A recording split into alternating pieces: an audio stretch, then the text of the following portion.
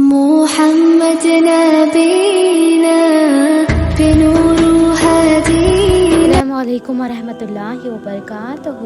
حضرت عبداللہ ابن عمر رضی اللہ عنہ سے روایت ہے کہ انہوں نے فرمایا، رسول صلی اللہ علیہ وسلم نے لوگوں میں کھڑے ہو کر اللہ تعالیٰ کے شان کے لائق حمد و ثنا فرمائے، پھر دجال کا ذکر کرتے ہوئے فرمایا، میں تمہیں اس سے مطالبہ کرتا ہوں کہ ہر نبی نے اپنی قوم سے اسے ڈرایا ہے۔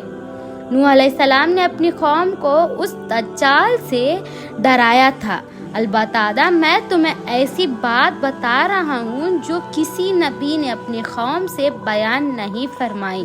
تمہیں معلوم ہونا چاہیے کہ دجال کھانا ہے اور تمہارا رب یا چشم نہیں، یعنی کہ وہ رب نہیں ہو سکتا، وہ صرف ایک دھوکہ ہے۔ حضرت ابو ہریرہ رضی اللہ عنہ سے روایت ہے کہ آپ صلی اللہ علیہ وسلم فرمائے، کیا میں نے تمہیں دجال کے بارے میں وہ باتیں نہ بتاؤں جو کسی نبی نے اپنے قوم کو نہیں بتایا؟ وہ کھانا ہے، یعنی کہ وہ اپنے ساتھ جھوٹا موٹے کی جنت اور جہنم لائے گا، یعنی کہ وہ جھوٹا موٹا یعنی جو جنت ہوگی وہ اسے کہے گا کہ حقیقت میں وہ آگ ہوگی، یعنی کہ وہ دوزخ جہنم ہوگی۔ میں تمہیں اس سے ڈراتا ہوں جیسے نوح علیہ السلام نے اپنی قوم کو اس سے مناطب کیا تھا۔ اس کے بعد کشتی کا وسعت، یعنی کہ نوح علیہ السلام نے کشتی کیسے بنائی اور وہ کیسے تھی۔ امام سوری رضی اللہ عنہ بیان کرتے ہیں کہ اللہ تعالیٰ نے نوح علیہ السلام کو 80 یعنی کہ 80 ہاتھ جو ہینڈز ہوتے تھے، پہلے زمانے میں ہینڈز کا اپیوگ کرتے تھے، یعنی کہ کچھ بھی ماپنا ہو تو اس سے لمبائی کشتی بنانے کا حکم دیا تھا، اور کہا کہ اس کے اندر اس باہر سے ٹھار کھولنے لگے اور اس کا اگلا حصہ کم دار بنائے تاکہ وہ پانی کو چیرتے ہوئے چل سکے۔ حضرت خضر رضی اللہ عنہ کا کہنا ہے کہ کشتی 300 یعنی کہ 300 ہاتھ لمبی تھی اور 50 ہاتھ چھوٹی تھی۔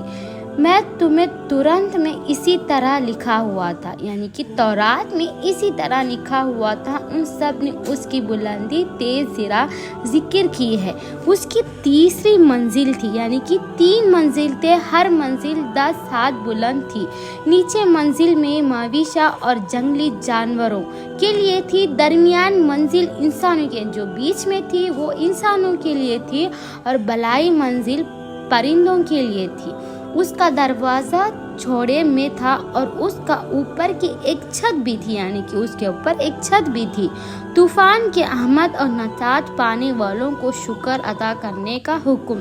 امام ابن جریر اور دوسرے علماء رضی اللہ عنہ نے فرمایا کہ طوفان قبطی حساب کے مطابق یعنی کہ اگست کے 13 تاریخ یعنی کہ اگست 13 تاریخ کو شروع ہوا تھا۔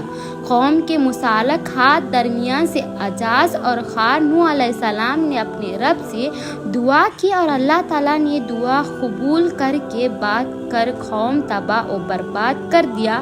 ارشاد باری تعالیٰ فرماتے ہیں کہ فَإِذَا جَاءَ أَمْرُنَا وَفَارَتِ النَّارُ فِيهَا مِنَّا كُلُّ زَوْجَيْنِ اثْنَيْنِ وَلَا عَلَيْهَا إِلَّا مَنْ سَبَقَ عَلَيْهِ الْقَوْلُ مِنْهُمْ وَلَا هُمْ تُخْبِرُونَ فِي الَّذِينَ ظَلَمُوا إِنَّهُمْ مُغْرَقُونَ۔ جب ہمارا رب حکم دے گا تو بہت سے ایسے آیتیں ہیں جو میں آپ کو اگلی ویڈیو میں بتاؤں گی۔ جزاک اللہ خیر۔